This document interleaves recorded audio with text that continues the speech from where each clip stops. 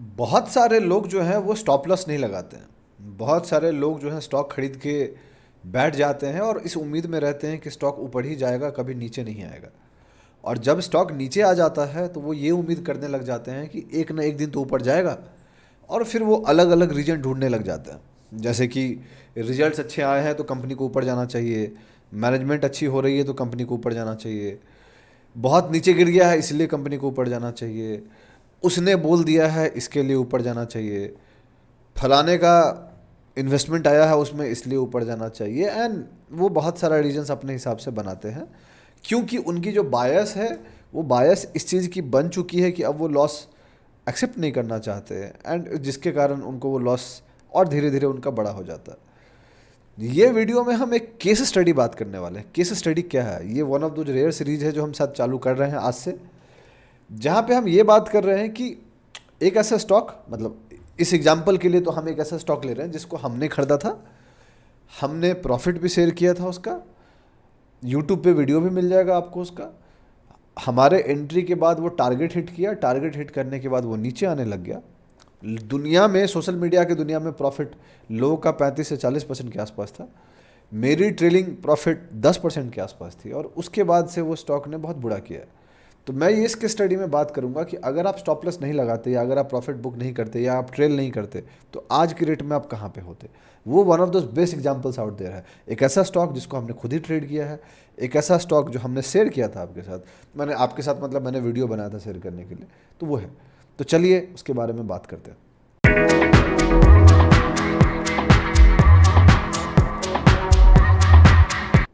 कैसे हैं आप लोग? मेरा नाम ब्रज भूषण हुआ, और मैं आप लोग का स्वागत करता हूं आप लोग के अपने चैनल पे, जिसका नाम है ट्रेड विद भूषण।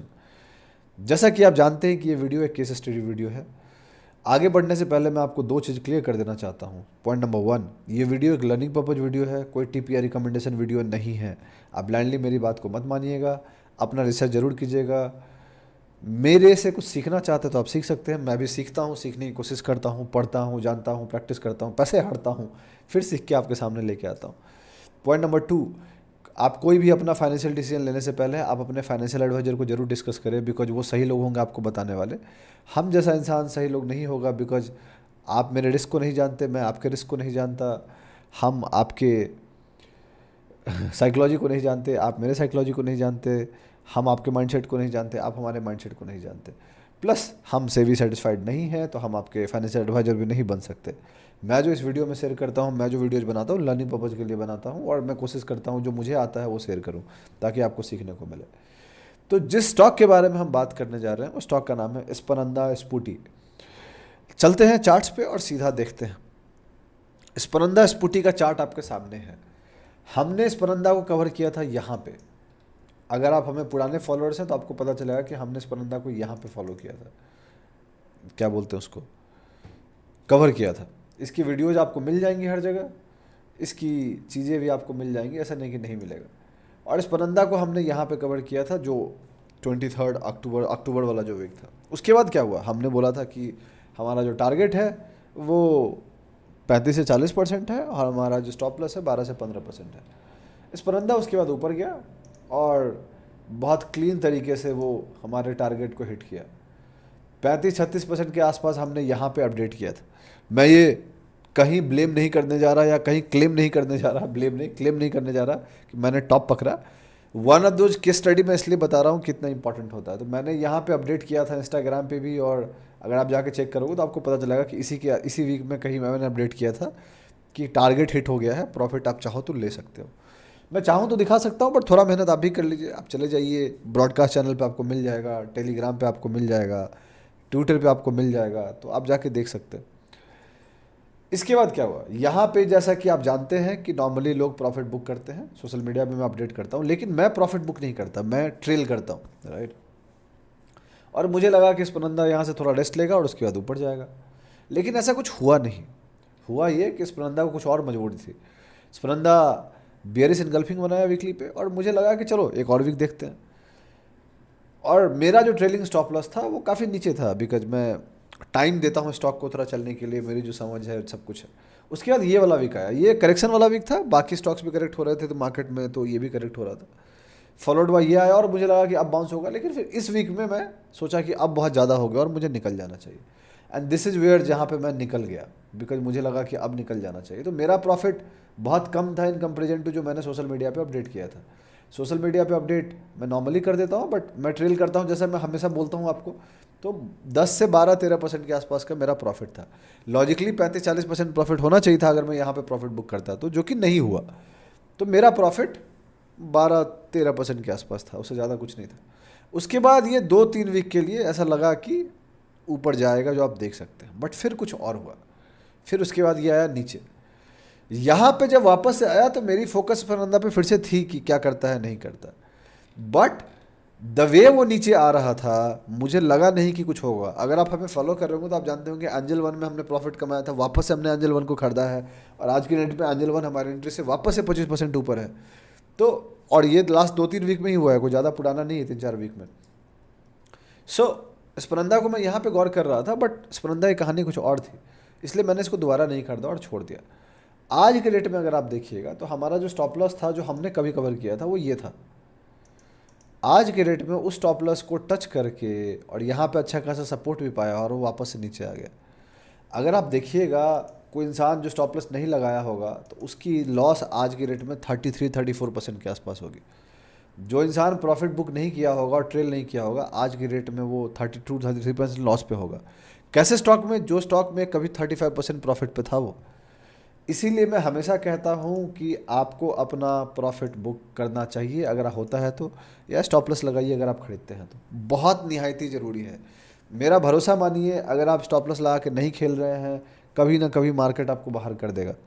लिख लीजिए एक पेपर पे, एक ख़राब स्टॉक और एक खराब रिलेशनशिप, इन दोनों से जितना जल्दी निकल जाइए वही ज़्यादा बढ़िया है। जब तक रहिएगा ज़िंदगी ख़राब कर देता है, trust me, right. So top से ये ऑलमोस्ट 50.15% के 25% के आसपास गिरा है, तो काफ़ी कुछ गिर चुका है। क्या बदला ऐसे कंपनी में? कंपनी में कुछ ज़्यादा बदला क्या? कहने के लिए कह सकते हैं कि जून क्वार्टर का जो रिजल्ट आया वो बहुत अच्छा नहीं था, कहने के लिए कह सकते हैं, राइट। लेकिन जून क्वार्टर का रिजल्ट कब आया? इधर, जब स्टॉक ऑलरेडी इतना गिर चुका था। उससे पहले ऑलरेडी स्टॉक्स के रिजल्ट बहुत अच्छे थे, सब कुछ बहुत अच्छा था, सब कुछ। ये गिर कब से रहा है? जनवरी से। मार्च क्वार्टर का रिजल्ट भी बढ़िया है इसका। Show me the charts and I will tell you the news. आप मुझे चार्ट्स दिखाइए और मैं आपको न्यूज़ बताता हूँ। चार्ट्स क्लियरली इंडिकेट कर रहे थे कुछ गलत हो रहा है, और आज के रेट में आपको दिख रहा है कि जून क्वार्टर में इसका रिजल्ट अच्छा नहीं है और एस्टिमेशन में भी इसका रिजल्ट अच्छा नहीं। So this is what I was talking about. ऐसे केस स्टडी हम और भी बनाएंगे आने वाले टाइम में। हो सकता है हम कुछ वैसे, अगर हमारे स्टॉक्स इतने बुरे गिरेंगे तो हम उसको कवर कर लेंगे, नहीं तो हम कोई और दूसरा स्टॉक कवर करेंगे और हम बात करेंगे कि राइट एंट्री उसमें क्या थी और क्या था। ये तो one of the best examples है जो हमने खरीदा था और हमारा टारगेट हिट किया और नीचे चला गया। So this was one of the best examples out there for the case study out there, और सो मैंने सोचा कि इसको लेके मैं बनाता हूँ। Listen to learn by the ending. Always always always use stop loss. अगर आप नहीं कर रहे हैं, बाहर हो जाइएगा। प्रॉफिट में है या तो प्रॉफिट बुक कीजिए या ट्रेल कीजिए। मेरे जैसा बंदा बुक नहीं करता, मैं ट्रेल करता हूँ, and I am okay to lose that gain, because कुछ कुछ ऐसे स्टॉक्स भी हैं जो मुझे उससे बदले में दे दिए हैं, तो I have got nothing against it, वो I am okay with it.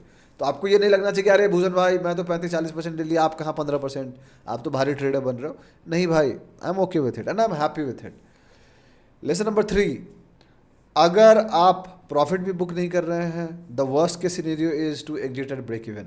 उससे ज़्यादा नीचे मत जाइएगा। अगर आप स्टॉक में 20-25-30% प्रॉफिट में हैं, उसको ब्रेक इवन से नीचे जाने मत दीजिए। That is the worst thing which you can do. Last but not the list, कहीं भी खरीदिए, कुछ भी खरीदिए, मर्जी आपकी है, आपका वो है, लेकिन रिस्क जरूर मैनेज कीजिए, because that is the most important thing which you can do. बिना रिस्क मैनेज किए हुए कुछ नहीं होगा। आई होप आपको ये समझ में आया होगा कि मैं समझाना क्या चाह रहा था। आई होप आपको स्टॉप लॉस का इंपॉर्टेंस समझ में आएगा। वन ऑफ द लेवल्स जो स्परंदा में मैं देख रहा हूँ वो ये वाला लेवल है, जो मुझे लगता है कि सुनो और लेटर यहाँ पे आएगा, but I am not going to buy it, because स्परंदा अपने रेजिस्टेंस से रिजेक्ट हुआ था यहाँ पे एंड वापस से नीचे आ गया। तो बहुत अलग कहानी है इसकी, but I will see how it behaves in this level. जो 500 का लेवल है, 500 से लेके 530 का लेवल, मुझे देखना है कि यहाँ पे कैसा बिहेव करता है। अगर करा तो बहुत बढ़िया है, नहीं तो कोई दिक्कत नहीं। प्लस एक छोटा सा सपोर्ट उसको यहाँ भी मिलेगा, ऐसा नहीं कि नहीं मिलेगा। This is also a good support zone जो कि शायद अब रेजिस्टेंस कन्वर्ट हो रहा है, तो अगर होता है तो नीचे आएगा यहाँ पे। इसके बाद देखेंगे क्या करता है। बट जो केस स्टडी में आपको समझाना चाह रहा था, आई होप आपको समझा होगा। अगर आपको ये वीडियो अच्छा लगा तो आप लाइक कीजिए, सब्सक्राइब कीजिए हमारे चैनल को, सपोर्ट कीजिए हमें, अपने दोस्तों के साथ शेयर कीजिए, उनको बोले सब्सक्राइब करने के लिए। अगर आप कोई कंस्ट्रक्टिव फीडबैक देना चाहते हैं तो आप दे सकते हैं। I will be happy enough to take it and I will be happy enough to implement it. बाकी क्या, बाकी बहुत जल्दी आपसे अगले वीडियो मुलाकात होगी। तब तक के लिए अपना ध्यान रखें, अपने घर वालों का ध्यान रखें। शुभ रात्रि। चीयर्स।